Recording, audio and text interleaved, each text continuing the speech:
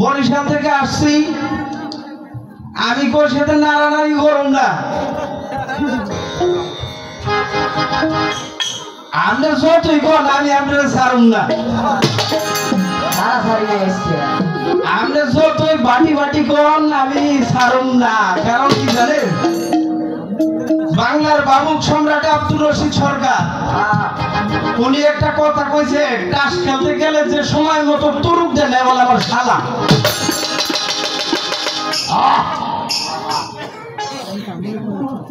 কথাটা তো কইছে ভাই কথাটা কয়ে দিয়ে গেছে কত বছর আগে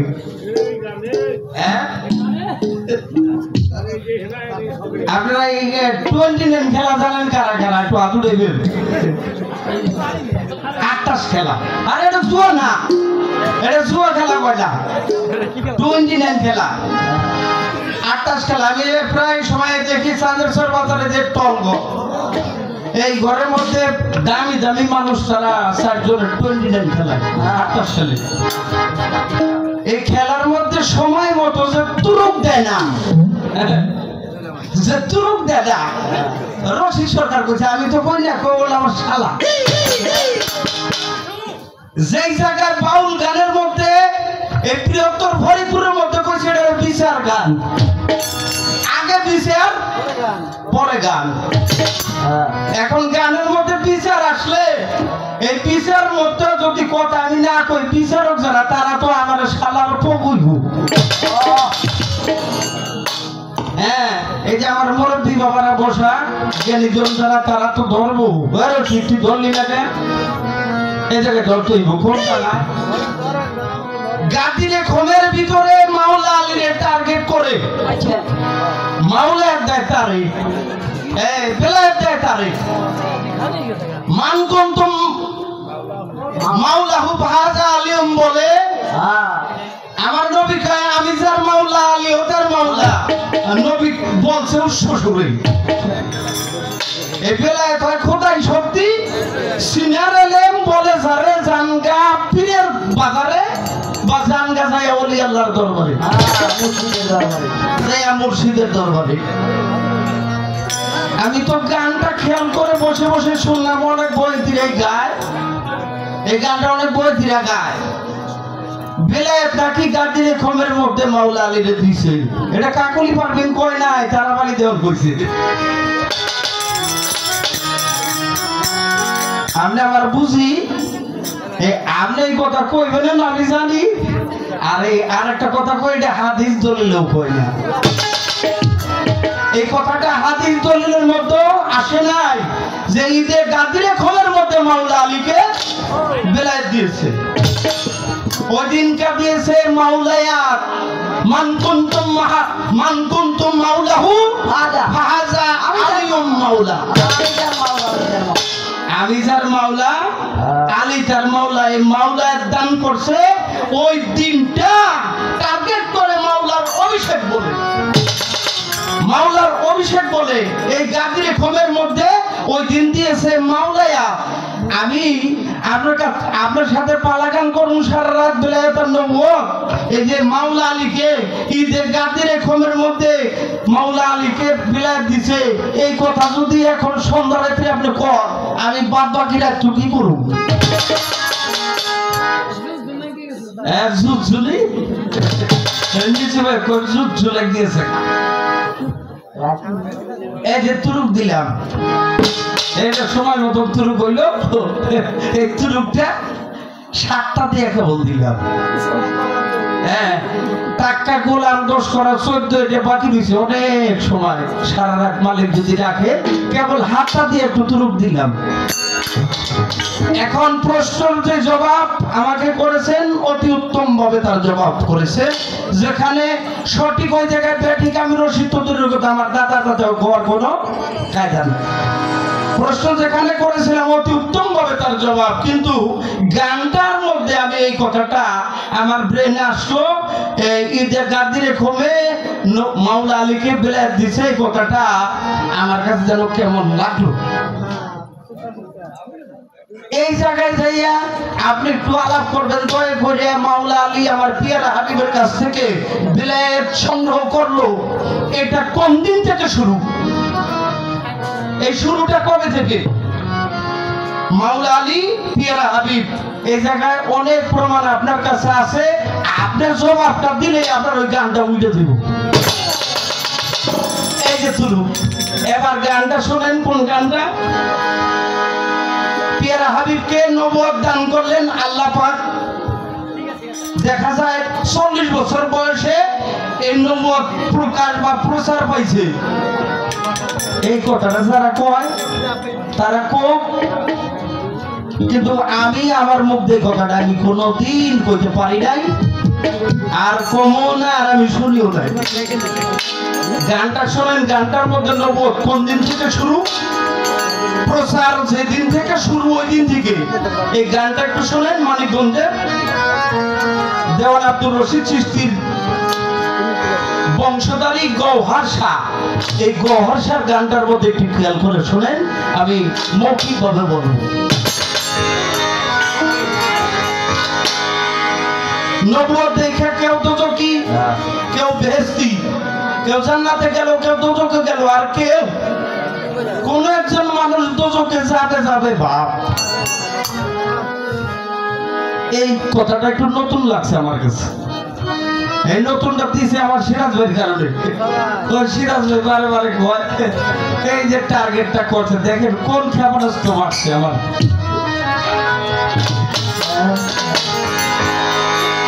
শোনো রে আমার মন, তুমি কেন অকারণ। ইমরান ভাই একটা কথা চাই, সেটা কি জানেন? ও যে কাকলি পারবেন যেমন করেছে, গানের মধ্যে যদি আপনারা দাম দুরুম করেন, গানের কথা কিন্তু বোঝা যায় না। এই গানের কথার সময় টোকা টোকা পাড়ি দিবেন, হ্যাঁ, তারপর যখন আপনার কাছে ছেড়ে দিব, আপনারা যতদূর পারেন পিড়িয়ে একবার ভেঙে চলে আলাইবেন। শোনো রে আমার তুমি কেমনে অকারণ, জিন্দেগি কাটাইলা পড়িয়া মায়ায়, জিন্দেগি কাটাইলা পড়িয়া মায়ায়।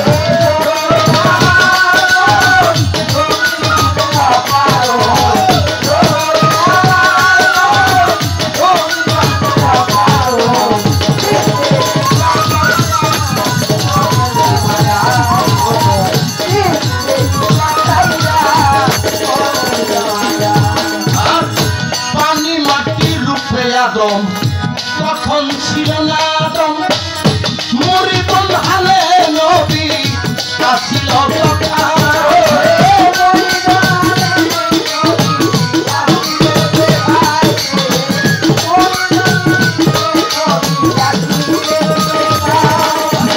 বালি মাটি ডুবে আদম, তখন ছিল না আদম, মরিবন হালে নবী আকাশে চমকায় বাবা।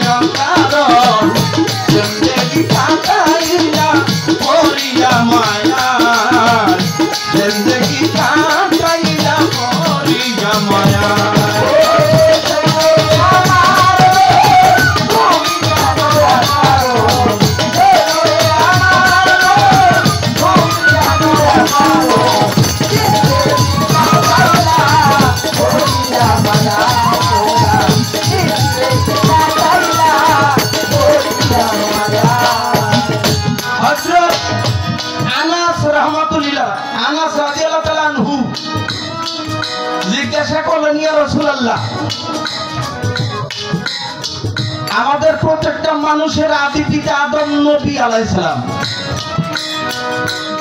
আপনার পিতা কি সে? আমার পিয়ারা হাবিব বললেন হ্যাঁ। আমার পিয়ারা রাসূল বললেন হ্যাঁ। হযরত আনাস রাদিয়াল্লাহু তাআলা জিজ্ঞেস করলেন, ইয়া রাসূলুল্লাহ, তাহলে তো আদম আলাইহিস সালাম নবী ছিল, আপনার পিতা যদি সে হয় তাহলে আপনার আগে নবী সে? কথাটা একটু খেয়াল করেন, বিচার করেন। আমার পিয়ারা হাবিব বললেন, পানি, মাটি, বাতাস, আগুন, নূরে ছাপা, এই পাঁচটি পদার্থ, পাঁচটি জাত। আগুন, পানি, বাতাস, মাটি, নূর। আগুনের জায়গায় আগুন, পানির জায়গায় পানি, বাতাসের জায়গায় বাতাস, মাটির জায়গায় মাটি।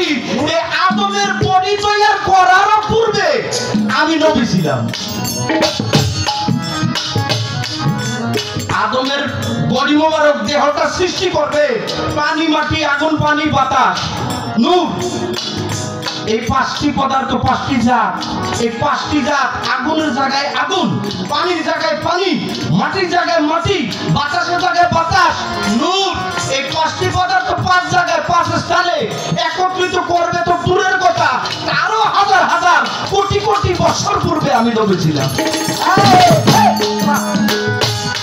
তাহলে প্রচারটা আমার পিয়ারা হাবিব মক্কা নগরে আগমন হইয়া তার সাহাবাদেরকে প্রকাশ করছে 40 বছরে প্রকাশ পাইল কেমনে? এই প্রশ্নটা তো কাকলি পারবেন এমনি এমনি করে নাই। এটা আমাদের কিছু সমাজের, আমাদের এই সমাজের কিছু সংখ্যক মানুষ তারা কইয়া ফেরায় নবুয়ত প্রচার প্রকাশ এটা নাকি 40 বছর হয়েছে। এটা যারা কয় তারা কইব। আমার পিয়ারা হাবিবের দরবারে এসে জিবরাইল আমিন হাজ দিয়া কয়, আমার প্রিয় হুজুর বাড়িতে আসেননি, বলতেছি আপনার পিয়ারা হাবিব তখন বাড়ি ছিল না, সবার আছে জানা। খাতুনে জান্নাত আসিল ফাতেমা, ফাতেমা লক্ষ্য করে চাইয়া দেখে বাজান জিবরাইল আমিন ডাকছে আমার বাবাকে মোস্তফা। জিবরাইল আমিন আল্লাহর নবীর দরবারে যাইয়া কয়, আমার হুজুর বাড়িতে আছেন নি, আপনি সারা দেন আমারে। পিয়ারা হাবিব বাড়ি ছিল না, দলিল প্রমাণ করে মা ফাতেমা ঘরের বাইরে এসে ফেরেশতা জিবরাইলকে ছোট কাকা কয়। এই কথাটা সবার জানা, তারপর বলতে হয়।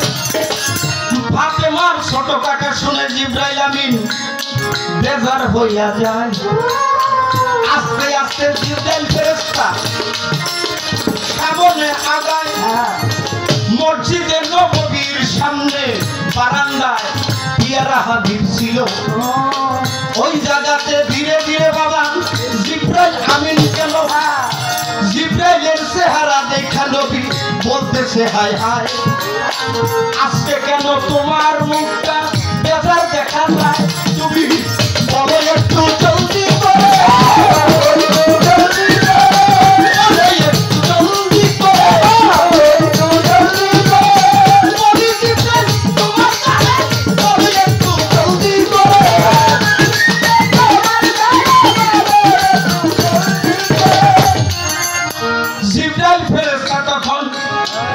হাবিবকে কয়, হুজুর কি কইব, কি কইব দুঃখ বলিব বিষয়। মা ফাতেমা আপনার বেটি খাদিজার ওজরে আপনার পেশানিতে যাইয়া নগরে, মক্কা নগরে প্রকাশ পায়। সেই ফাতেমা আজকে আমার ছোট কাকা কয়, আমার নবী আস্তে আস্তে টান দিয়ে ডাক দিয়ে সেরা দিয়ে কয়, জিবরাইল আমার কাছে আসো, তুমি বেজার হইছো? হয়তো কত পৃথিবীর সৃষ্টি শুরুতে তুমি কি দেখছো? আমি কথাটা সংক্ষেপ করি, এই কথাটা আপনাদের জানা আছে অনেকেরই মুখস্থ বিদ্যা। কথাটা বলার কারণে একটা, ওই যে 40 বছরে প্রকাশ হয়েছে। আমার পিয়ারা হাবিব জিব্রাইলকে কয় পৃথিবীর সৃষ্টি শুরুতে তুমি কি দেখছো? তোমার বয়স কতদিন তাতে বোঝা যাবে। জিব্রাইল ফেরেশতা আমার পিয়ারা হাবিবকে বলে, ইয়া রাসূলুল্লাহ, আমার বয়স যে কত আমি কইতে পারবো না, তারপরও একটা নিদর্শন, একটা দিক রাখছি, একটা নমুনা রাখছি। নমুনাটা কি? কয় পৃথিবীটা সৃষ্টির শুরুতে ওই আরশে আজিমে 5টা তারকা, 5টা তারা আমি 70,000 বছর পর্যন্ত দেখছি। এই তার 5টা তারা উঠে থাকতে, আবার 70,000 বছর পর ডুবে গেছে, আবার 70,000 বছর পর আবার 5টা তারা উঠছে, আবারও 70,000 বছর পরে 5টা তারা ডুবন্ত অবস্থায়। জিব্রাইল এইভাবে কতবার দেখছো? 72,000 বছর, 72,000 বার এইভাবে দেখছি। আমার আল্লাহ রসুল কয় তাই নাকি? হ্যাঁ, 5টা তারকা তুমি দেখে রাখছো, তুমি এখন দেখলে চিনবা। আল্লাহ রসুলের কথা শোনার সাথে সাথে জিব্রাইল ফেরেশতা কয়, ইয়া রাসূলুল্লাহ, জাতের কসম আমি দেখলে চিনব। মসজিদে নববীর মধ্যে আসো। মসজিদে নববীর মধ্যে আমার পিয়ারা হাবিব জিব্রাইল চলে গেল। আমার পিয়ারা হাবিবের জুব্বা মোবারকটা কান দিয়ে খুইলে তার পৃষ্ঠটা জিব্রাইলের সামনে এনে ধরলো। জিব্রাইল সাহেব দেখো দি, জিব্রাইল ফেরেশতার সাথে সাথে দেখাই চুম্বন করলো ভক্তির সাথে। দলিল প্রমাণ করেছে এর কারণে জিব্রাইল ফেরেশতা উনি জান্নাতবাসী হবে। জিব্রাইল ফেরেশতা যদি কাউকে বলে, সুপারিশ করে, বাড়ি রাহি তুমি এই উসিলায় জান্নাতবাসী করো, আমি আল্লাহ তাকে জান্নাতে পাঠাইব। সাথে সাথে আমার জিব্রাইল ফেরেশতা চিৎকার দিয়া আমার রসুলের কাছে বলে, ইয়া রাসূলুল্লাহ, জাতের কসম খেয়ে বলতে পারি আমি পৃথিবীর সৃষ্টির শুরুতে এই 5টা তারা আমি দেখেছিলাম, এই 5টা তারা আপনার পৃষ্ঠ মোবারকে। 5টা তারকা কারা কারা জানো? আমার রাসূল কয়, পিয়ারা হাবিব কয়, জিব্রাইল 5টা তারা কারা কারা জানো? একটা আমি, তারপর মাওলা আলী, মা ফাতেমা, ইমাম হাসান, ইমাম হুসাইন। এখন তুমি একটু চিন্তা করো দি, মা ফাতেমা তোমার ছোট কাকা করছে, মা ফাতেমার যে সন্তান ইমাম হাসান আর হুসাইন তাদেরও ছোট তুমি। সাথে সাথে আমার রসুলের পায়ের মধ্যে পড়ে গেল। এইটাও তো একটা প্রকাশ, এটাও তো একটা দলিল। নবুয়তের সৃষ্টি শুরুতে যেইভাবে শুরুতে ছিল, আছে, থাকবে।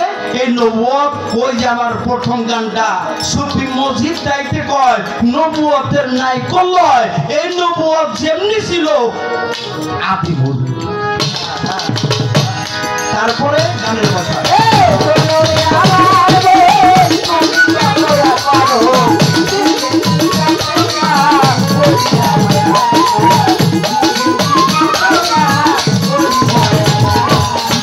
আরে বাজান নূর মুহাম্মদ নাম, বসতি গোলক ধাম। নূর মুহাম্মদ নাম, বসতি গোলক ধাম। নূর সে তারা আলে নবী, আকাশে চমকায় কথা।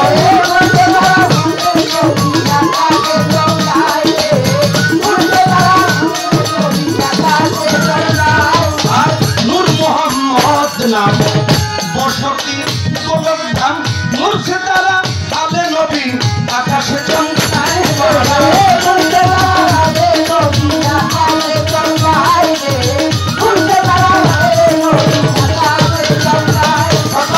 মাহমুদানা করে ফিরে নবুয়তি জারি করে,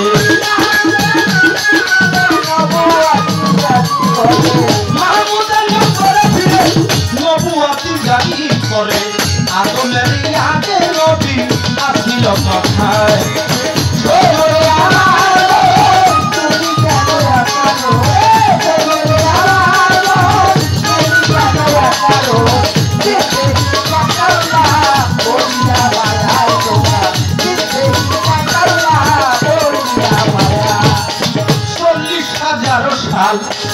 আদমেরই আহওয়াল চলে স্থলে মিলে মিশে রাখিলেন আল্লাহ।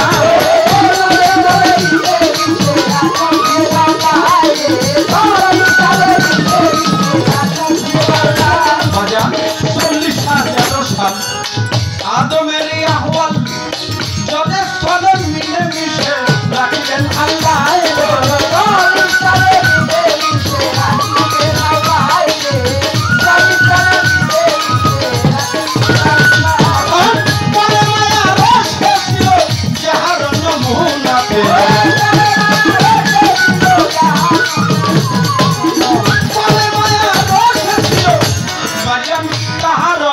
ধরা পেল গৌহার বলে টেনে শুনে থাকো না মায়ায়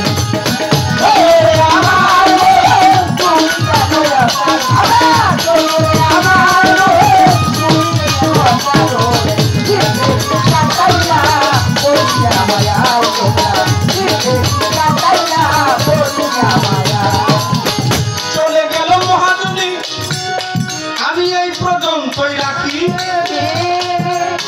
পরের প্রশ্নের জবাব এইটা গান দিয়া থাকি তার মৌখিক ভাবে আর একটা প্রশ্নের জবাব দিতে হয়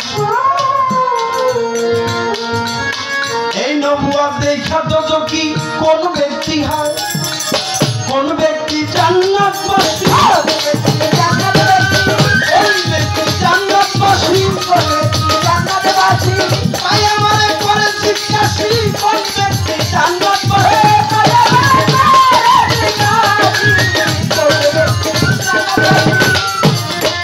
বিস্তারিত অনেক ঘটনা বলার দরকার নাই আমার আবুল বাসার মোল্লা বাজান একটা টার্গেট দিয়ে যায় বহেরা পাদ্রী নামে একজন পাদ্রী ববে ছিল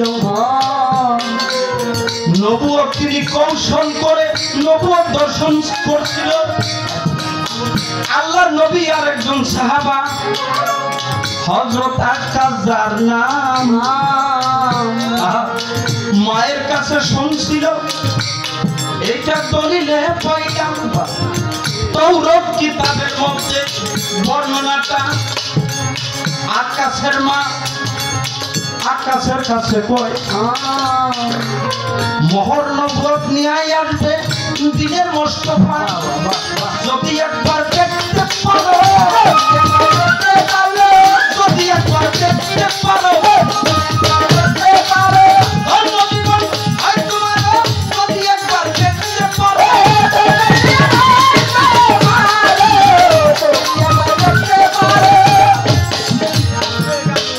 এরা জান্নাতবাসী হইল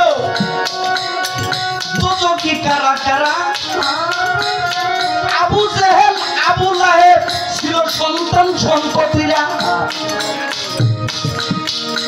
আবু জেহেল এটা ধিক্কার দিয়া রহস্য করে কইছিল এটা হলো একটা টিউমার এটা মাংসর টিউমার নাউজুবিল্লাহ মিন যালিক ওটা কানার গল্প আপনারা শুনছেন বিষয়টা জানেন জনম বলি আল্লাহর কাছে কয় আল্লাহ আমার তুমি দম দিলে না দৌলত দিলে না আমার টাকা দিলে না পয়সা দিলে না আল্লাহ ওই ব্যক্তির কান্নাকাটিতে মনটা একদিন নরম হয়ে সামনে একটা স্বর্ণের মাইক নাকি কলস মুরব্বীকে মুখে শুনছি জঙ্গলের রাস্তা দিয়ে আসছে সামনে একটা কলস লাগাইছে এমনি সামনে স্বর্ণের কলসের সামনে সামনে যখন আসছে ও ভয় এই কানা হয়ে মানুষ হারে গেলে দেখিবি স্বর্ণের কলস ডেঙ্গে গেছে যখন কানা হয়েছে ডেঙ্গে গেছে আল্লাহ চত্বরে দিলাম তুই রাখতে পারলি না তোর মতন কপাল পড়া জগতের মধ্যে নাই ওরকম কপাল পড়া ছিল আবু জেহেল আবু লাহাব তার সন্তান সন্ততিরা আর অনেক বেদিন নাসারারা দেখছে তারা কইছে এটা টিউমার এটা মাংসপিণ্ড খেয়াল করে নাই বিশ্বাস করে নাই ভক্তি রাখে নাই তারা দোজখবাসী হয়েছে বিষয়টা জবাব দেওয়ার জন্য চেষ্টা করলাম আবু লাহাব আবু জেহেলের দুই সন্তান দলিল আছে আগে মক্কা নগরে মসজিদে নববীতে আপনারা কি বিরক্ত হইতেছেন বেশি হইতেছে কথা মানে এই যে শেষ পর্যায়ে আগে মক্কা নগরে নারী পুরুষ সম্মিলিতভাবে নামাজ আদায় হইত নামাজ পড়তো এটা হযরত ওমরের আমলে এটারে বন্ধ করে কিন্তু হাদিস পড়লে পাওয়া যায় আল্লাহ রসুল উনি ইমামতি করতেছে ইমাম হইয়া নামাজ আদায় করতেছে নামাজের পিছনে আবু লাহাবের এক সন্তান আবু জেহেলের এক সন্তান এরা দুইজনে এরা এই নারী পুরুষ একই সাথে নামাজে শরীক হয়েছে জামাতে শরীক হয়েছে নামাজের রুকুতে যায় না বাবা, বেদবি মাফ করবেন, এটা হাদিস আসছে। এই আবু জাহালের এক ছেলে, আবু লাহাবের এক ছেলে, মায়েদের যারা মা রাজারা মা জাতি যারা তাদেরকে কেমন করে চাইতো, আল্লাহ তাআলার সাথে সাথে জিবরাইল দিয়া ওহী পাঠাই দিল। আবু জেহেলের ওই সন্তান, আবু লাহাবের ওই সন্তান, এদেরকে দুইজনকে এই মসজিদ নববী থেকে বের করে দাও, আল্লাহ রসুলকে এই মুহূর্তে আদেশ করো। আল্লাহ রসুল এই মুহূর্তে আদেশ করে। ওই সময় দুইজন ব্যক্তি তারা আল্লাহ রসুলকে বলেছিল, আপনার পৃষ্ঠে যে নবুয়ত, মোহর নবুয়ত একটা বার দেখতে চাই, দর্শন করতে চাই। আল্লাহ রসুল ওই দিনকে দেখাইছিল, দেখলে কি হবে, তাদের ভিতর সেই বিশ্বাসটা আসে নাই। আশা করি তার জবাবটা সঠিক করার চেষ্টা করলাম। গানের মধ্যে একটা টেস্ট পয়েন্ট রাখছি।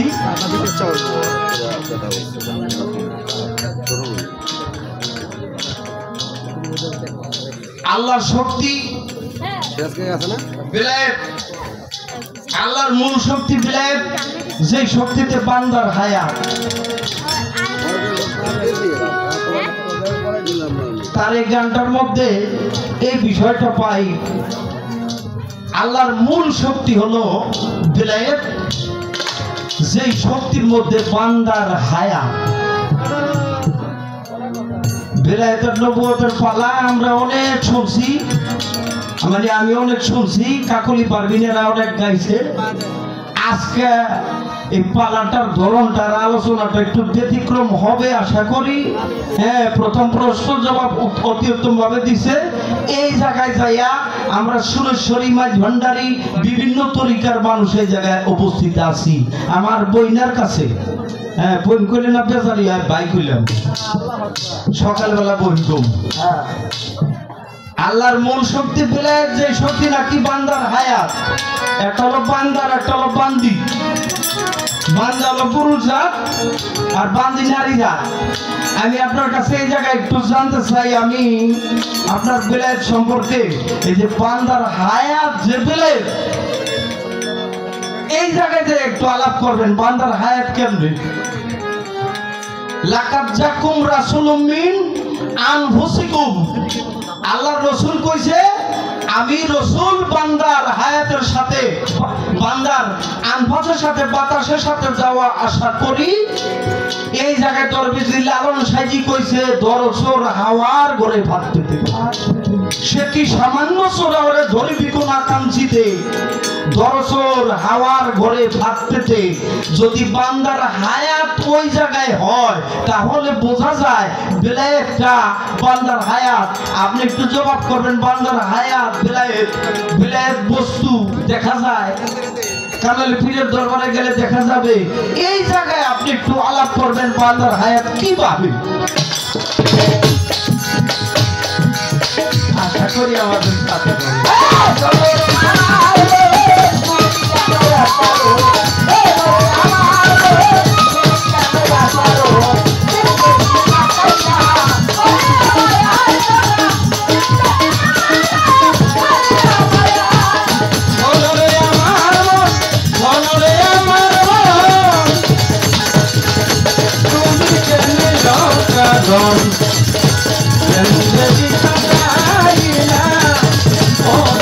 Maria,